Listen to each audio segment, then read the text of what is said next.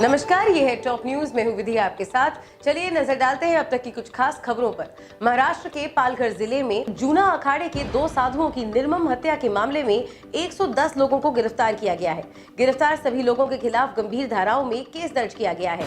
गिरफ्तार किए गए 110 लोगों में 9 नाबालिग हैं। सभी आरोपियों को 30 अप्रैल तक पुलिस कस्टडी में रखा गया है। वहीं नाबालिगों को शेल्टर होम भेजा गया है। इधर इस मामले में महाराष्ट्र की राजनीति भी गर्मा गई है। महाराष्ट्र के पालघर के गढ़चिंचले गांव में 2 साधुओं की पीट कर निर्मम हत्या कर दी गई। घटना के दिन दोनों साधु इंटीरियर रोड से होते हुए मुंबई से गुजरात जा रहे थे। किसी ने उनके चोर होने की अफवाह उड़ा दी। इसके बाद दर्जनों लोगों की भीड़ उनके ऊपर टूट पड़ी।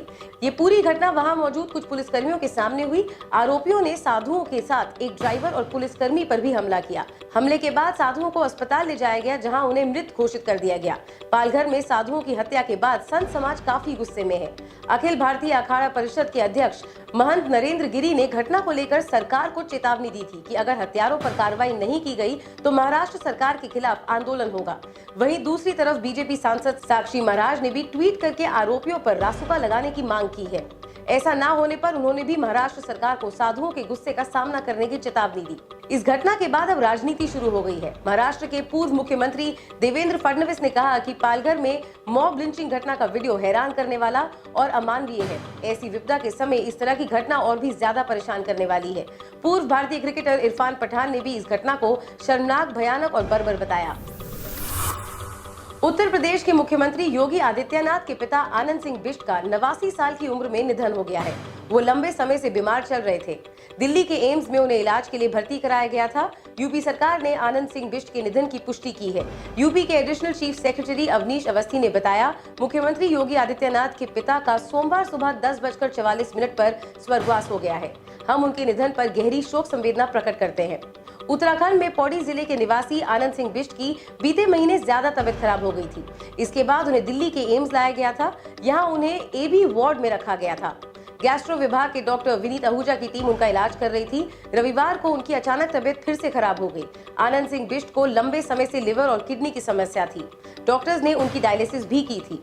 पौड़ी में तबीयत खराब होने के बाद उन्हें पहले जॉली ग्रैंड की हिमालयन हॉस्पिटल में भर्ती कराया गया था। हालत में सुधार न होने के बाद उन्हें एयर एम्बुलेंस से दिल्ली लाया गया। यूपी सीएम के पिता उत्तराखंड में फॉरेस्ट रेंजर थे। वो 1991 में रिटायर हो गए थे और रिटायरमेंट के बाद वो अपने गाँव आकर रहने लगे थे। कोरोना जंग के बीच उत्तर प्रदेश के सबसे बड़े सियासी रण क्षेत्र में नया घमासान छिड़ गया है। कांग्रेस के आरोपों पर अमेठी से बीजेपी सांसद और केंद्रीय मंत्री स्मृति ईरानी ने पलटवार किया है।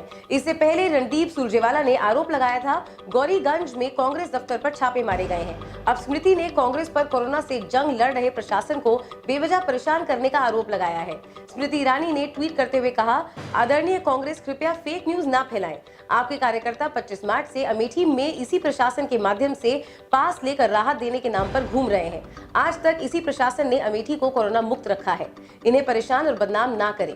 आपको बता दें कि अमेठी में अब तक कोरोना का कोई मामला नहीं सामने आया है। अमेठी के डीएम अरुण कुमार का कहना है कि एसडीएम गौरीगंज से जांच कराने के बाद पाया गया कि छापेमारी की खबर झूठी और निराधार है। इस बीच पूरे मामले में गौरीगंज के एसडीएम ने अमेठी के जिला अधिकारी को चिट्ठी लिखकर छापे की बात को निराधार बताया। एसडीएम गौरीगंज ने लिखा, राजस्व और पूर्ति विभाग के कर्मचारी लाभार्थियों की सूची लेने के लिए कांग्रेस कार्यालय गए थे। कोई छापेमारी नहीं की गई है। कांग्रेस कार्यालय बंद था। हाल ही में चीन के केंद्रीय bank people's bank of China ने हाउसिंग लोन देने वाली भारत की दिग्गज कंपनी एचडीएफसी लिमिटेड के 1,75,00,000 शेयर खरीदे हैं। इसके बाद अब मोदी सरकार अचानक से सतर्क हो गई है और चीन से आने वाली एफडीआई पर सख्ती कर दी है।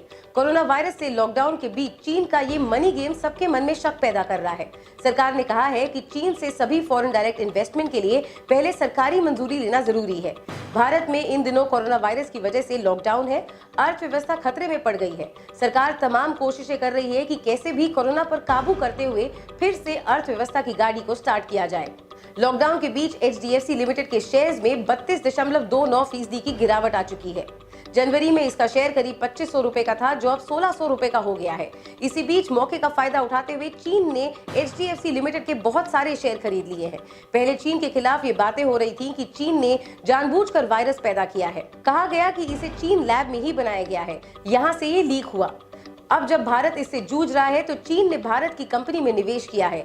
ऐसे में शक जताया जा रहा है कि कहीं ये सब चीन की साजिश का हिस्सा तो नहीं कि पहले किसी देश की अर्थव्यवस्था को कमजोर करो और फिर मौके का फायदा उठाकर उसे खरीदना शुरू कर दो। ये है अभी की कुछ खास खबरें, और खबरों के लिए जुड़े रहिए एनबीटी ऑनलाइन के साथ। सब्सक्राइब कीजिए नवभारत टाइम्स का यूट्यूब पेज और लाइक कीजिए नवभारत टाइम्स का फेसबुक पेज।